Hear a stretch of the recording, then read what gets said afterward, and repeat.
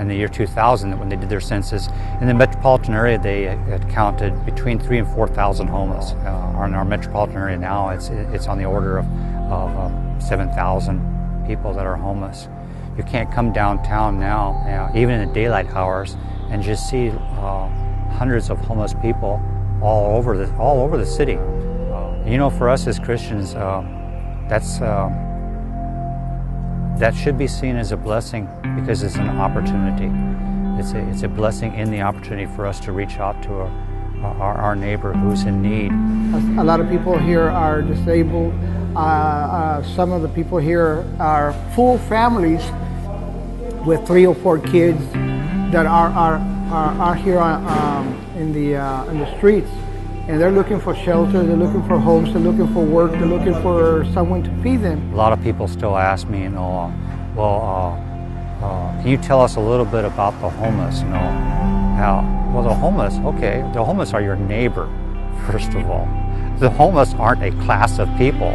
I see people out there, families and stuff that have lost their jobs, just like that. Nobody chooses to be homeless. Right, that's what classifies a person as being homeless. A person in need is a person who's homeless. Just in one part of downtown, like a 5 by 5 block radius where it's just all you can see is homeless people. It's truly shocking, and then you go to God's Extended Hand, and it's just this building with like this really nice mural of Jesus, and you go inside, and it's just this big restaurant style area, and it's just amazing because you're there and you're serving. Basically the way it works is you have a church group like us come in and just share the gospel with 115 homeless people that just walk in, and after that you just serve 115 people food, and it's like as tangible as you could ever imagine. We're on the front line down here, right out where the main need in San Diego is, right down in the heart of San Diego. I think all of us know that Jesus wants us to care for the poor.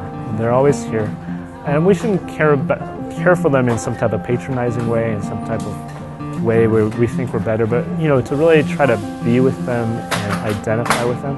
I think one of the cool things about God's Extended Hand is that it has tried its best to create that kind of environment, and so I wouldn't say it's necessarily been like totally life-changing, but it's like, I finally get to live out what I know I'm supposed to live out.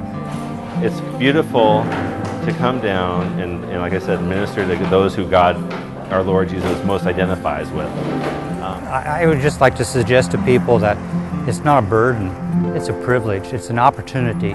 The amount of money that God's Extended Hand takes in to serve all this food is absurdly low. It's like 70 cents a meal, and it's truly amazing. I can't think of a better place to put your money. If you're going to come as churches to come and invest, you want to make sure your dollars are going to feeding people and helping people. I don't know of any better place.